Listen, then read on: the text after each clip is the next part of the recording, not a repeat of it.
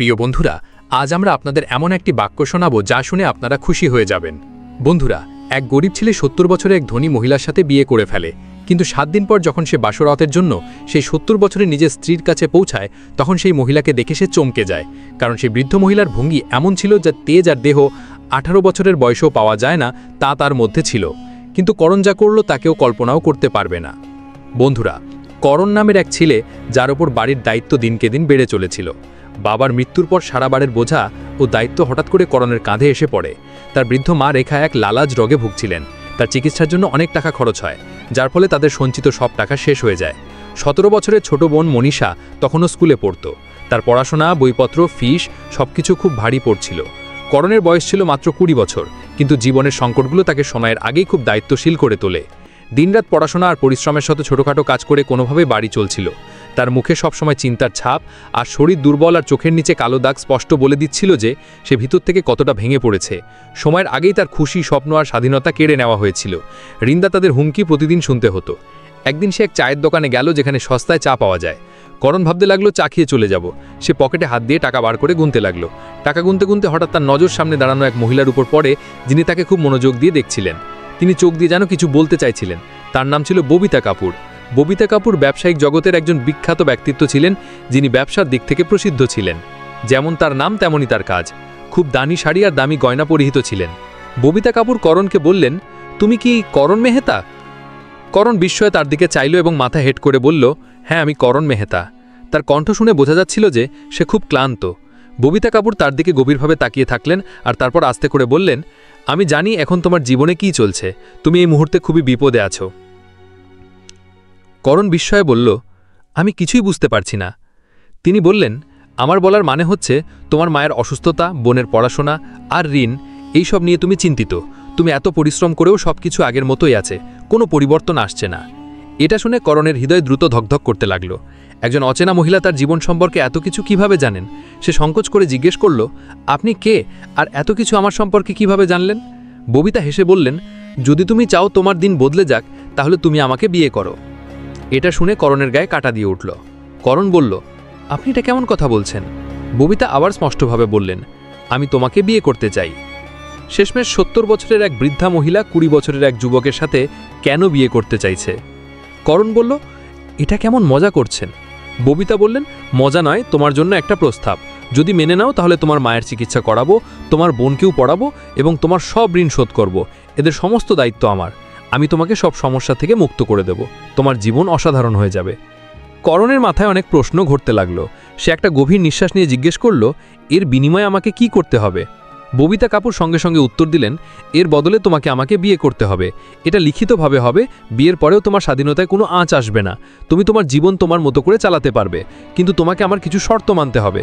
ববিতা কাপুরের কথাগুলো যত সহজ শোনাচ্ছিল, মানা ততই কঠিন ছিল।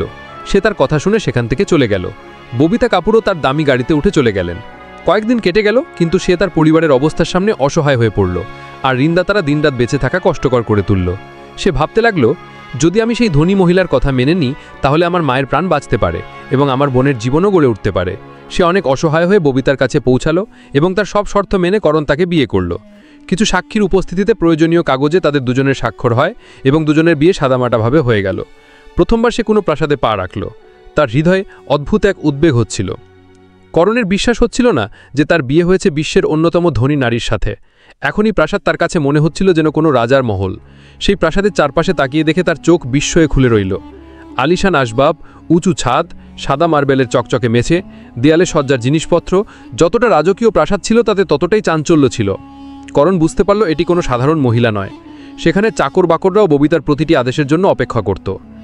বহু বছর পুরনো চাকররাও ববিতার সামনে চোখ নামিয়ে থাকত। অনেক সুন্দরী মেয়েরাও সেই প্রাসাদে কাজ করত, কিন্তু করণ যদি কিছু জিজ্ঞেস করত তাহলে একটু উত্তর দিয়ে চুপ করে যেত। কোনোভাবে যেন নতুন বাবুজির কিছু খারাপ না লাগে। মনে হতো যেন প্রাসাদে বছরের পর বছর খুশির পরিবেশ। রাতের অন্ধকারে মনে হতো প্রতিটি সময় ছেলেমেয়েরা করণের আদেশের অপেক্ষা করছে, কিন্তু তবুও সে না জানি কেন অদ্ভুত এক গুমট অনুভব করছিল। কিন্তু যখন সে ফিরে তাকালো, তখন নীরবতা ছাড়া কিছুই দেখা যাচ্ছিল না। দিন যেতে লাগলো। ধীরে ধীরে করণ প্রাসাদের সবচেয়ে বড় রহস্যের কথা জানতে পারল। প্রাসাদের দ্বিতীয় তলায় একটা খুব বড় এবং ভারী দরজা ছিল, যা সবসময় বন্ধ থাকত। সেই দরজা একটা বড় শক্ত তালা লাগানো ছিল। সেই দরজার ওপর খুব কড়া নজরদারি ছিল। করণ ভাবতে লাগলো, এই দরজার পেছনে কি আছে, রহস্য কি? এত বড় এবং ভারী তালা লাগানোর পরেও নজরদারি করছে কেন? অনেক প্রশ্ন উঠছিল। তখন তার সন্দেহ হতে লাগলো, এই ঝকঝকে প্রাসাদের মধ্যে এই অন্ধকার ঘরে কি আছে। করণ আর ববিতার সম্পর্ক শুরু থেকেই ভালোবাসার ছিল ঠিকই, কিন্তু করণ এখনও পর্যন্ত তার সাথে তার ঘরে শোয়নি। ববিতা চাইতো করণ আমার ঘরে আমার সঙ্গে শোয়, কিন্তু সে এটাও চাইতো যেন সে নিজের খুশিতে আসে, জোর করে নয়। দুজনের মধ্যে যেন কোনো টান ছিল না। ববিতা তো করণকে খুব ভালোবাসত, কিন্তু করণ ববিতার দিকে তাকানো পর্যন্ত পছন্দ করত না। ববিতা কাপুর বেশিরভাগ সময় তার কাজেই ব্যস্ত থাকত। যখনই দুজন একে অপরের সঙ্গে কথা বলতো, কথা শুরু হতেই শেষ হয়ে যেত। অর্থাৎ ববিতা তার খোঁজ নিত, কিন্তু করণ কেবল জরুরি কিছু হলে কথা বলতো, না হলে চুপ থাকত। ববিতা প্রতিদিন করণের সঙ্গে একই টেবিলে বসে খেত, কিন্তু কোনো কিছু নিয়ে দুজনে একে অপরের সঙ্গে কিছু বলতো না, এবং নাই তারা কখনো একে অপরের পরিবার সম্পর্কে জানতে চেয়েছিল। মনে হতো যেন দুজনের দুনিয়া আলাদা। একদিন রাত ছিল, প্রাসাদে নিস্তব্ধতা বিরাজ করছিল। করণ নিজের ঘরের দিকে ফিরছিল, তখন হঠাৎ তার নজর পড়ল প্রাসাদের অন্য এক অংশে, যেখানে আলো দেখা যাচ্ছিল। এটা দেখে সে থেমে গেল। সে দেখল এই আলো ববিতার থাকার ঘর থেকে আসছে। এই ঘরটি প্রাসাদের একেবারে মাঝের দিকে ছিল। ববিতা ছাড়া অন্য কাউকে সেখানে যেতে দেওয়া হতো না। ববিতা তো করণকে তার ঘরে ডাকতে উন্মুখ ছিল, কিন্তু করণ কখনো সেই ঘরে যাওয়ার চেষ্টা করেনি। সে নিজেকে জোর করে আটকে রাখত। কিন্তু আরেকটা ঘর ছিল, যার দরজায় একটা মজবুত তালা লাগানো ছিল। সে সেই ঘরে যাওয়ার চেষ্টা করত, কিন্তু কেউ না কেউ তাকে থামিয়ে দিত এবং বলতো, বাবুজি, ওই ঘরে যাওয়া নিষেধ। করণ অবাক হয়ে জিজ্ঞেস করত, কেন? কিন্তু কেউ ফিরেও কোনো উত্তর দিত না। একদিন রাতে সে ধীরে ধীরে সেই ঘরের দিকে এগোতে লাগলো। সে দরজার কাছে পৌঁছে কান লাগিয়ে শুনল ববিতা কারোর সঙ্গে কথা বলছে, আর যেভাবে সে কথা বলছিল তা শুনে করণের বুক ধরফর করতে লাগলো। সে বুঝতে পারছিল না এমন কি রাজ আছে যা ববিতার জীবনের সঙ্গে জড়িত, কিন্তু এখন সে নিশ্চিত হয়ে গেছিল যে অনেক কিছু এমন আছে যা তার কাছ থেকে লুকোনো মেয়েছে। তার মাথায় অনেক প্রশ্ন ঘুরতে লাগলো। শেষমেশ এমন কি আছে যা ববিতা লুকিয়ে রেখেছে? কেন কাউকে এই ঘরে ঢুকতে দেয় মা? সে নীরবে দরজার সামনে দাঁড়িয়ে রইল। করণ তার হৃদয়ে ধ্বনি থামানোর চেষ্টা করছিল। তার মনে অদ্ভুত চিন্তাধারা আসতে লাগলো। এই বিয়েটাকে সে আপোষ হিসেবে মেনে নিয়েছিল, কিন্তু এর পেছনে কি কোনো বড় ষড়যন্ত্র আছে, নাকি কোনো গোপন সত্য? সে এই প্রাসাদের সব রহস্য ফাঁস করার শপথ নিল। এইসব ভাবতে ভাবতে করণ নিজের ঘরে চলে গেল। সে সিদ্ধান্ত নিল, যাই হোক না কেন আজ সে সেই ঘরে ঢুকবে এবং জানবে সত্যি কি। তার সন্দেহ এখন একরকম উন্মাদনায় পরিণত হয়ে গেছিল। সে ভাবতে লাগলো কিভাবে সেই ঘরে পৌঁছানো যায়। ববিতা সবসময় তার দিকে তাকিয়ে হাসত। 70 বছর বয়সী বুড়ি হলেও প্রতিদিন করণের কাছে এক নতুন আশা আর নতুন প্রত্যাশা রাখত। এখন সে ভাবতে লাগলো এই মহিলার সঙ্গে কথা বলা উচিত। একমাত্র তিনিই তাকে এই ঘরের রহস্য জানাতে পারবেন। প্রাসাদের শুনশান অন্ধকারে শুধুমাত্র ঘড়ির টিকটিক শব্দ শোনা যাচ্ছিল। রাতের তৃতীয় প্রহরে করণ সেই ঘরে যাওয়ার জন্য প্রস্তুত হলো। সে ববিতার এক বিশেষ দাসীর কাছে গেল, যে 19 বছরের এক অপূর্ব সুন্দরী মেয়ে ছিল, নাম ছিল মীরা। করণ মীরার সঙ্গে কথা বলল এবং অনুরোধ করল, আমার স্ত্রী ববিতার সঙ্গে দেখা করতে চাই। মীরা অনুমতি নিতে ববিতার কাছে গেল। মীরা ছাড়া আর কেউ ববিতার কাছে যেতে পারত না। যখন মীরা ববিতাকে করণের ইচ্ছার কথা জানালো, ববিতা উজ্জ্বল হয়ে উঠল। মীরার হাত চুমু খেল এবং বলল, তাড়াতাড়ি পাঠিয়ে দাও। মীরা করণকে যাওয়ার অনুমতি দিল। করণ ছিল এক 22 বছরের সুন্দর সুগঠিত তরুণ। সে গিয়ে ববিতার দরজার ঘণ্টার বোতাম বাজালো। ববিতা দরজা খুলল এবং খোলা মন দিয়ে তাকে স্বাগত জানালো। করণও ভাবছিল, যতক্ষণ না তাকে খুশি করব, আপন করে তুলব, ততক্ষণ রহস্য ফাঁস হবে না। ঘরটা গোলাপের সুগন্ধে ভরা ছিল। ববিতা দাঁড়িয়েছিল, মুখে উজ্জ্বলতা, চোখে প্রেম। করণ ঘরে ঢুকতেই তার হৃদয়ে জোরে ধুকপুক করতে লাগল। সে বিস্ময়ে ধীরে বলল, ববিতাজি, আপনি তো 18 বছরের মতো লাগছেন। এটা কিভাবে সম্ভব? ববিতা হাসল। তার মুখে এক ঝলক আলো। সে ধীরে ধীরে করণের কাছে এলো এবং বলল, ভালোবাসায় বয়স থাকে না করণজি। যখন একজন নারী সত্যিকারের ভালোবাসে, তার আত্মা তরুণ হয়ে যায়। আমি শুধু তোমাকে আমার সম্পত্তি আর প্রাসাদের উত্তরাধিকারী করিনি, হৃদয়েরও মালিক বানিয়েছি। ঘরটি তখন পুরোপুরি ভালোবাসার স্নিগ্ধতায় ভিজে গিয়েছিল। করণ বিছানার পাশে বসেছিল এবং ববিতা তার পাশে এসে ধীরে বসে পড়ল। দুজনের মধ্যে এক নীরবতা ছিল, কিন্তু সেটা ভারী নয়, মিষ্টি ছিল। ববিতা বলল, কখনো ভাবিনি জীবনের এই বয়সে কেউ এমনভাবে আমার চোখে তাকাবে যেমন তুমি তাকাচ্ছ। করণও ধীরে বলল, কখনো ভাবিনি আপনার চোখে এত গভীরতা থাকবে যেখানে আমি আমার সব প্রশ্ন ভুলে যাব। ববিতাজি, আজ আমি আপনার, শুধুই আপনার। ববিতার চোখে হালকা জল আর ঠোঁটে ভালোবাসা। সে বলল, আমি অনেক কিছু হারিয়েছি এই ভালোবাসার অপেক্ষায়। যৌবন চলে গেছে, সম্পর্কও গেছে, কিন্তু হৃদয় এখনও ধরফর করে। করণ তার হাত ধরে, তাদের হাতের উষ্ণতায় এক নতুন সূচনার আলো জ্বলে ওঠে। করণ বলল, ববিতাজি, আমাকে ক্ষমা করবেন। আমি জানি আমি আগে আপনার কাছে আসিনি, কিন্তু আজ যখন আমি আপনার সামনে, সব কিছু সত্যি লাগে। আপনি খুব সুন্দর লাগছেন। ববিতা ধীরে তার কাঁধে মাথা রেখে বলল, যখন একজন পুরুষ একজন নারীর নিজের বলে মেনে নেয়, তখন সে বয়সে নয়, কেবল সেই মুহূর্তে বাঁধা পড়ে যায়। কেবল এই মুহূর্তে থাকো করণ, আর আমি তোমাকে সেই ভালোবাসা দেব যা কেউ কখনো তোমাকে দেয়নি। করণ তার চোখে চোখ রাখে, তারপর তার কপালে চুমু খায়। একটা লম্বা নিঃশ্বাস নিয়ে বলে, আজ আমি তোমার, নিঃস্বার্থ, প্রশ্নহীন। বাইরে বৃষ্টি পড়তে থাকে, বাতাসে গোলাপের গন্ধ ছড়িয়ে পড়ে। রাত গভীর হতে থাকে, কিন্তু ঘরের মধ্যে সময় যেন থেমে যায়। আলোটা এখন ধীরে ধীরে কাঁপছিল, কিন্তু করণ আর ববিতার চোখে এখন এক গভীরতা ছিল, বিশ্বাসের, ভালোবাসার। করণ ববিতার হাতটা নিজের বুকে রাখল আর বলল, না, এই স্পন্দন এখন তোমার। যতদিন এটা চলবে, আমি তোমারই থাকব। ববিতার চোখে ঝিলিক ছিল, আর সেই ঝিলিকের তারুণ্য নয়, এক সত্যিকারের প্রেমের আলো ছিল। সে এগিয়ে এলো, করণের বুকে কপাল রেখে বলল, আমি জীবনে মাত্র দুবার মন ভরে নিঃশ্বাস নিয়েছি। একবার যখন তুমি আমাকে স্ত্রী বলে ডেকেছিলে, আর এখন যখন তুমি আমাকে তোমার বললে। করণ তার চুল ধীরে ধীরে আলতো করে ছুঁয়ে দিল, যেন তার প্রতিটা ঝুলে থাকা চুলে ভালোবাসার শপথ দিচ্ছে। ববিতার ঠোঁট কাঁপছিল, কিন্তু মুখ থেকে বেরোলো শুধু একটা কথা, আজ আমার ইচ্ছা পূর্ণ হয়েছে। আজ আমার হৃদয়ের প্রতিটা ফাঁকা কোণায় তুমি ভরে গেছো। করণ হাসল, তার চোখে সেই নিষ্পাপ অভিব্যক্তি ছিল যা শুধুই প্রথম প্রেমে থাকে। সে ববিতার এতটাই কাছাকাছি চলে এলো যেন নিঃশ্বাসও আলাদা না মনে হয়। তারপর ফিসফিস করে করণ বলল, এখন থেকে আমার জীবনের প্রতিটা দিনের মানে তুমি। তোমাকে ছাড়া আমি অসম্পূর্ণ ছিলাম, এটা আজ বুঝলাম। সেই রাতে ওরা কোনো প্রতিশ্রুতি দেয়নি, কোনো শপথ নেয়নি, কারণ তাদের নিঃশব্দ দৃষ্টিতে সব বলা হয়ে গিয়েছিল। ঘরটা আর শুধু একটা জায়গা ছিল না, ওটা এখন তাদের ভালোবাসার গল্প হয়ে উঠেছিল। বাইরের হাওয়ায় এক অদ্ভুত মিষ্টতা মিশে গিয়েছিল। করণ মনে করল, সে তো শুধু একটা রহস্য জানতে এসেছিল, ভালোবাসা তো অজান্তে হয়ে গিয়েছিল। কিন্তু এই ভালোবাসা একতরফা ছিল না। ববিতা তার সাড়া দিয়েছিল। সে করণের কাছে এলো আর তার ঠোঁটে আঙ্গুল রেখে বলল, এখন কিছু বলো না, শুধু অনুভব করো। করণের চোখ বিস্ময়ে বড় হয়ে গেল, যেন তার সামনে ৭০ বছরের নয়, ১৮ বছরের কোনো কুস্তিগী মেয়ে দাঁড়িয়ে। প্রত্যেকটা আচরণে উচ্ছ্বাস, প্রতিটা ছোঁয়ায় খিদে, যেন বহু বছরের ক্ষুধা। ববিতা করণকে বাহু ধরে জড়িয়ে ধরল, কিন্তু কোমলভাবে নয়, ভরপুর জোরে। আজকের রাত আমার, আর তুমিও।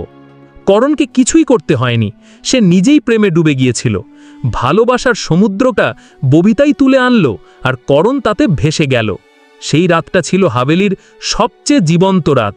শুধু একটা সুহাগ রাত নয়, একটা তুফানি প্রেমের কাহিনী হয়ে উঠল।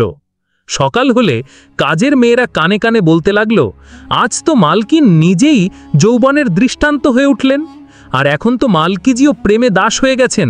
সে সবসময় ভাবত, না জানি সেই ঘরে কি হয়, কোন গভীর রহস্য লুকানো আছে। করণ সেখানে পৌঁছে দেখল, আজ দরজাটা আধা খোলা ছিল। এটা দেখে তার বুক ধীমে ধীমে কাঁপতে লাগল। করণ সাহস করে দরজা খুলে ঘরে পা রাখল। ঘরে মৃদু আলো ছিল, ঘরের জিনিসপত্র ছিল খুব পুরনো। ঘরের অন্য প্রান্তে একটা বড় কাঠের আলমারি ছিল, যেখানে অনেকগুলো ফাইল রাখা ছিল, যা দেখে সে অবাক হয়ে গেল। তখনই তার নজর পাশেই রাখা একটা টেবিলের দিকে গেল। সে আস্তে করে তার কাছে গেল।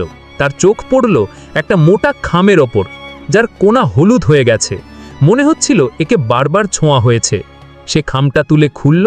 তার মধ্যে একটা ছবি ছিল, যাতে করণের বাবা সুরেশ মেহতা ববিতার সাথে দাঁড়িয়েছিলেন। সুরেশ মেহতার মুখে হালকা একটা হাসি ছিল। করণের মাথা চক্কর দিতে লাগল। তখনই সে শুনল পেছন থেকে কেউ বলল, শেষ পর্যন্ত সবকিছু তুমি দেখে ফেললে। আওয়াজ শুনে করণ স্তব্ধ হয়ে গেল। সে পেছন ফিরে তাকালো, দেখল ববিতা দাঁড়িয়ে আছে। ববিতা চুপচাপ দাঁড়িয়ে দেখছিল, তার চোখে না কোনো ভয় না কোনো বিস্ময়, কারণ সে জানত একদিন না একদিন এই মুহূর্ত আসবেই। করণ তাড়াতাড়ি কাঁপতে কাঁপতে হাতের ছবি পেছনে লুকিয়ে ফেলল। তার মুখের রং পাল্টে গেল। সে নিজেকে সামলে নিয়ে বলল, এই বিয়ে একটা লেনদেন নয়, বরং একটা প্রতিশোধ ছিল। ববিতা হেসে বলল, তুমি খুব বুদ্ধিমান করণ, আমি জানতাম না তুমি এত তাড়াতাড়ি সত্যি জানতে পারবে। করণ রেগে আগুন হয়ে বলল, তুমি আমাকে বোকা বানিয়ে আমার দুর্বলতার সুযোগ নিয়েছ। আমার বাবার থেকে প্রতিশোধ নিতে তুমি আমাকে ব্যবহার করেছ। তার চোখে স্পষ্ট ব্যথা ছিল। ববিতা করণকে বলল, যেহেতু তুমি সব জানতেই পেরেছ, তাহলে শোনো করণ, আমি তোমার বাবাকে ভালোবাসতাম। তিনি আমার প্রথম আর শেষ চাওয়া ছিলেন। আমি 25 বছরে বিধবা হলাম। আমি তরুণী ছিলাম, একা ছিলাম, আর তোমার বাবা আমাকে আশ্রয় দিলেন। কিন্তু আমি ভুল করেছিলাম। আমি সেটা ভালোবাসা ভেবেছিলাম, কিন্তু উনি শুধু আমাকে কাগজের টুকরোর মতো ব্যবহার করলেন। করণের চোখ বিস্ময়ে বড় হয়ে গেল। ববিতা কড়া স্বরে বলল, যখন আমি বিয়ের কথা বললাম, উনি মুখ ফিরিয়ে নিলেন। সেদিন আমি শপথ করেছিলাম, যদি উনি না হয় তাহলে তার রক্তই সঠিক। আমি তোমাকে শৈশবে দেখেই ফিরে প্রতিজ্ঞা করেছিলাম। হ্যাঁ করণ, আমি তোমার সঙ্গে বিয়ে করেছি শুধু প্রতিশোধের জন্য।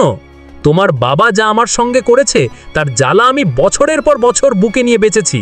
আর যখন তুমি সামনে এলে, তখন ঠিক করেছিলাম তোমাকেও সেই আগুনে ফেলে দেব। তোমার সই নিয়েছিলাম যাতে তুমি কখনো আমাকে ছাড়তে না পারো, যাতে তুমি বুঝতে পারো সেই যন্ত্রণা যা আমি পেয়েছি।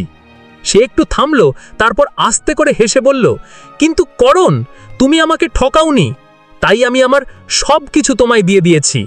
তুমি তো সেটা করে দেখালে যেটা তোমার বাবা কোনোদিন পারেননি। তুমি আমাকে সম্মান দিলে, আমার হৃদয়কে বুঝলে, আর তোমার মানবিকতার সামনে আমার প্রতিশোধ হেরে গেল। আমি তোমার প্রেমে গলে গিয়েছি করণ, এখন আমি তোমার দাসী হয়ে গিয়েছি আর তোমাকে মন থেকে ভালোবাসি। তার চোখে জল এসে গেল। আমাকে মাফ করে দাও করণ। করণ রাগে ছিল, কিন্তু সে বাধ্য ছিল। ববিতার চোখ থেকে অশ্রু ঝরছিল। তার মুখটা ছিল লজ্জা, অনুশোচনা আর ভালোবাসায় ভেজা। করণ কিছুক্ষণ চুপ রইল।